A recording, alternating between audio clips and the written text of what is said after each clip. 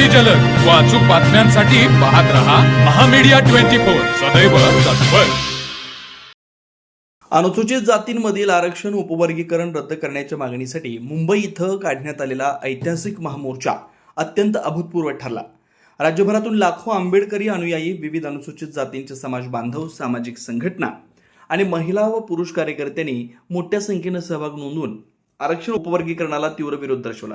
महामोर्चामध्ये doctor Bhimrao Ambedkar, सरसेनानी Anandraj Ambedkar, आमदार Rajkumar Badole, Babanrao Gholap, advocate doctor Suresh Mane, Baburao Mane, Sanjay Khamkar, आमदार ज्योती गायकवाड, आमदार सिद्धार्थ खरात, जयदेव गायकवाड, आमदार संजय मेश्राम तसेच भिक्खू संघ आणि विविध सामाजिक, राजकीय आणि आंबेडकरी चळवळीतील मान्यवर नेत्यांनी उपस्थित राहून मार्गदर्शन केलं।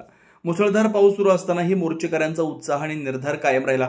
महाराष्ट्रातून भारतीय बौद्ध महासभा, पुरुष 62 जिल्हा शाखा व 50 महिला जिल्हा शाखा तसेच मुंबईमधील 6 झोन शाखा व 6 महिला शाखा अंतर्गतच्या 108 शाखा आणि या सर्व जिल्हा झोन शाखेतून समता सैनिक दलाचे अधिकारी, सैनिक प्रचंड संख्येने सहभागी झाले होते। विशेष म्हणजे समता सैनिक दलाचे staff officer advocate doctor S K. Bhandare यांनी रेनकोट काढून संपूर्ण पावसात या महामोर्चाचं सूत्रसंचालन केलं।